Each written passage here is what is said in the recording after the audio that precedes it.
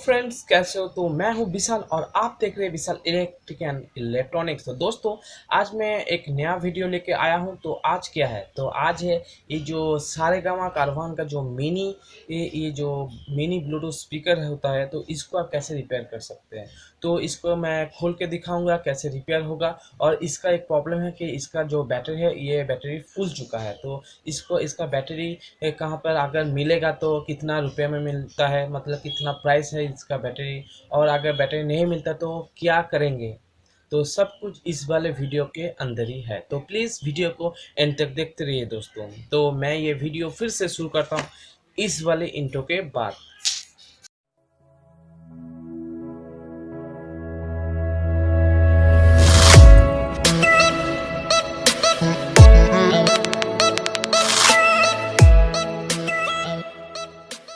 तो दोस्तों, देख सकते हैं मेरे पास ये कारवान का मिनी प्रोडक्ट है। तो इससे पहले मैं कारवान का जो सारेगामा कारवान का जो बड़ा जो प्लेयर होता है वो रिपेयर करके, और उसके अंदर क्या क्या फॉल्ट हो सकता है, उसके अंदर क्या क्या है, कौन सा बैटरी यूज़ किया हुआ है, वो सब कुछ मैंने दिखाई था। ठीक है। तो उसका उसका जो वीडियो, उसका लिंक मैं डिस्क्रिप्शन में या आई बटन में दे दूंगा। तो प्लीज़ उसको जाके पहले देखिए, उसके बाद ये वाला वीडियो देखिए। तो इसको मिनी क्योंकि कहते हैं, क्योंकि ये बहुत ही छोटा सा है। ठीक है। पहले तो बड़ा सारेगामा कारवान बना था, उसके बाद ये छोटा सा बना है।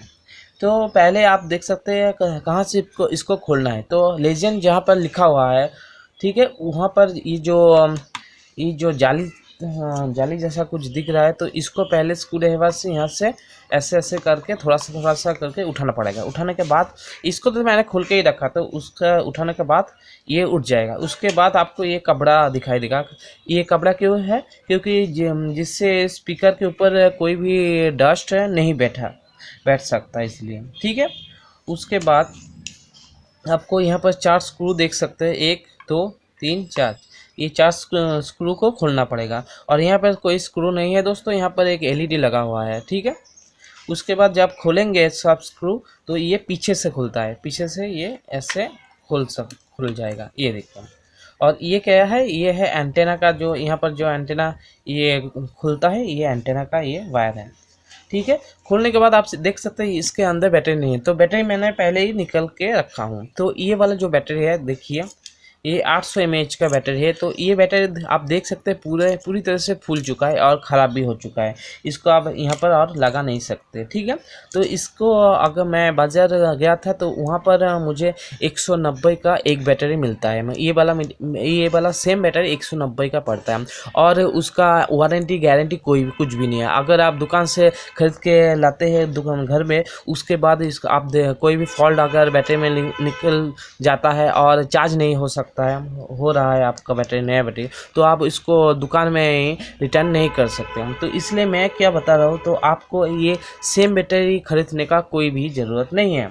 तो आपको सिर्फ इस तरह का जो कीपैड फ़ोन होता है, कीपैड फ़ोन में ऐसा ये BL5C का जो बैटरी मिलता है, तो आपको मैं तो रिकमेंड करूँगा आपको ये वाला बैटरी को नहीं लगाने के लिए, और ये वाला बैटरी आप लगा सकते हैं BL5C। वो गैलेक्सी पावर कंपनी का हो या कोई भी कंपनी का हो, आपको सिर्फ BL5C बताना होगा। तो BL5C ये एक साइज है। BL5C बताने से आपको सेम बैटरी, मतलब कोई भी और कंपनी का भी मिल जाएगा, लेकिन आपको बैटरी मिल जाएगा। ठीक है।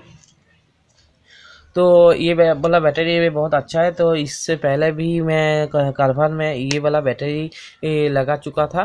ठीक है। वहाँ पर भी काम कर रहा था, इसलिए मैं ये वाला भी इसमें भी मैं ये वाला बैटरी लगाऊंगा। तो इसको जब आप खोलेंगे, खोलने के बाद देखिए यहाँ पर, तो आपको पहले मल्टीमीटर से यहाँ पर लिखा हुआ नहीं है, तो किस तरफ प्लस और किस तरफ नेगेटिव है। ठीक है। तो यहाँ पर इस तरफ जो पॉइंट है, ये है पॉजिटिव और ये वाला नेगेटिव। तो फिर भी आप मल्टीमीटर से पहले चेक कर लीजिए। और बीच में जो पॉइंट है वो आपको देखने की ज़रूरत नहीं है।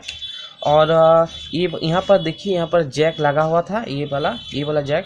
तो यहाँ से मैं बैटरी को डिस्कनेक्ट किया हूँ। तो यहाँ पर पॉजिटिव नेगेटिव लिखा हुआ है, मतलब वायर है तो रेड और ब्लैक। तो रेड है पॉजिटिव और ब्लैक है नेगेटिव। तो वहाँ पर आपको ये अच्छी तरह से सोल्डरिंग करके यहाँ पर ही आपको बैटरी को चिपका देना है। ठीक है, तो चिपका देना है और आपको कुछ भी नहीं करना होगा, आपका काम हो जाएगा।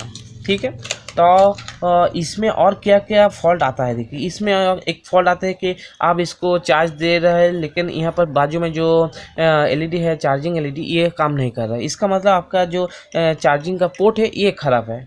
ठीक है, उसके बाद देखिए, उसके बाद हो सकता है यहाँ पर जो स्विच है, तो स्विच यहाँ पर आप अंदर की तरफ देख सकते हैं, छोटा छोटा स्विच है। तो ये वाला स्विच आपको बाज़ार में आसानी से नहीं मिलेगा। तो इसके लिए आपको कोई भी मोबाइल का शॉप जहाँ पर रिपेयरिंग सर्विसिंग होता है मोबाइल के, मतलब कीपैड फ़ोन या एंड्रॉयड फ़ोन, वहाँ पर आपको ये स्विच मिल जाएगा। उन लोगों के पास रहता है, तो आप आपको वहाँ से ख़रीदना पड़ेगा।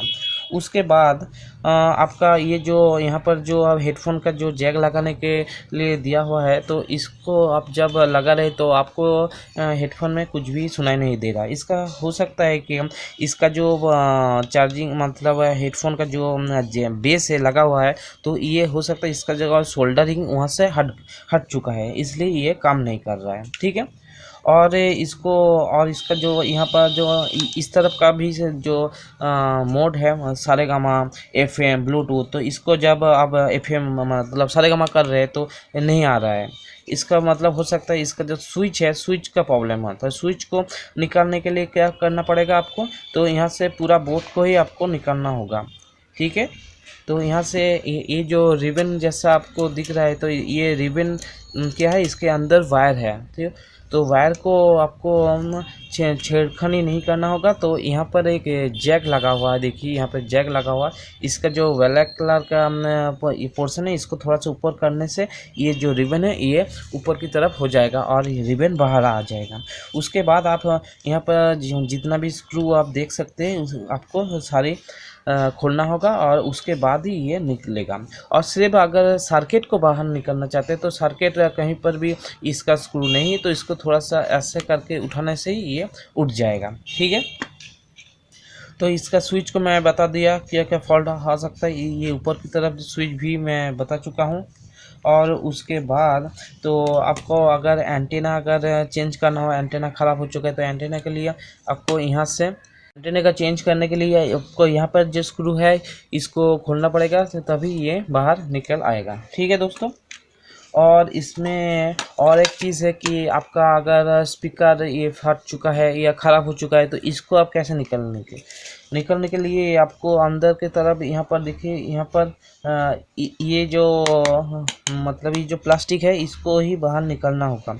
तो यहाँ पर एक स्क्रू, यहाँ पर एक स्क्रू, यहाँ पर जितना भी स्क्रू है आपको तो सारी निकालना होगा। उसके बाद ही ये जो प्लास्टिक का फ्रेम है ये निकल आएगा। उसके बाद ही आप स्पीकर चेंज कर सकते हैं। ठीक है, और यहाँ पर आप देख सकते हैं यहाँ पर दो स्पीकर नहीं है दोस्तों, स्पीकर तो एक ही है, लेकिन ये वाला जो है ये बेस के लिए है। मतलब आपका जो होम थिएटर में जो बेस लगा हुआ रहता है, तो इसमें एक्स्ट्रा कोई बेस बूफर तरफ का कोई भी चीज़ नहीं लगा हुआ है। ये एक तरफ का एक पर्दा है, तो जब ये ज़्यादा तेज़ से बजता है तो ये भी देखिए ये भी नाच रहा है। ठीक है, तो ऐसे कैसे होता है कि हवा को ये थोड़ा सा ब्लॉक करता है और फिर से छोड़ता है। ऐसे ही इसका बेस बनता है। मतलब इसका बेस का कोई स्पीकर नहीं है, सिर्फ साउंड का स्पीकर है। ठीक है, तो ये ऐसे ही बेस के जैसा ही काम करता है।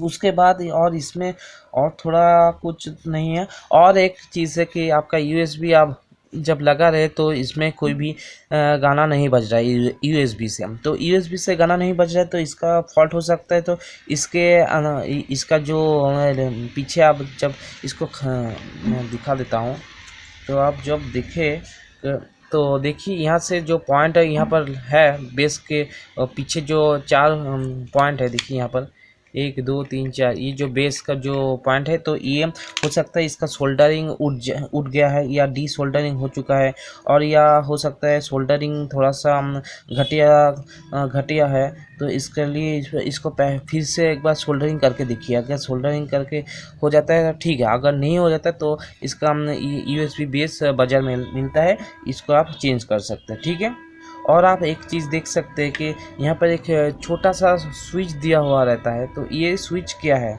तो ये स्विच है हमने रीसेट करने के लिए। मतलब आप अगर देख पा रहे हैं कि आपका जो कारवान वो अच्छी तरह से काम नहीं कर रहा है, ये सारेगामा का आप सारेगामा प्रेस कर रहे हैं ये स्विच, लेकिन आपका एफएम चालू हो जा रहा है और सारेगामा में कोई भी आर्टिस्ट का सॉन्ग नहीं बज रहा है। तो ये सारा फॉल्ट के लिए आपको पहले क्या करना होगा, आपको रीसेट करना होगा। तो ये स्विच को थोड़ा सा प्रेस करने से ये रीसेट हो जाएगा। हो सकता है कोई भी साउंड दे के रीसेट हो गया है। और हो सकता है कहीं कहीं पर क्या होता है कि रीसेट बटन प्रेस करने के बाद एलईडी इंडिकेटर एलईडी होता है, वो उसका एलईडी का रंग चेंज हो गया। उसके बाद आपको समझ में आ जाए कि हाँ ये रीसेट हो चुका है। ठीक है, मतलब सब कुछ सारे जो अलग अलग कंपनी के जो स्पीकर होता है उसमें अलग अलग टाइप का रीसेट होता है। ठीक है, तो ऐसा कुछ फॉल्ट होता है तो रीसेट कीजिए। तो इसमें और कुछ नहीं है दोस्तों। तो मैं इसको ये बैटरी के जगह ये वाला बैटरी लगा दूंगा, और कुछ नहीं है दोस्तों। तो चलता हूँ दोस्तों, फिर आऊँगा कोई ऐसी नई मैं मज़ेदार वीडियो लेके। तब तक के लिए गुड बाय। और मेरे ये वीडियो को प्लीज़ लाइक और दोस्तों के साथ शेयर कर देना दोस्तों प्लीज़। चलता हूँ दोस्तों, फिर आऊँगा कोई ऐसे ही मज़ेदार वीडियो लेके। तब तक के लिए गुड बाय।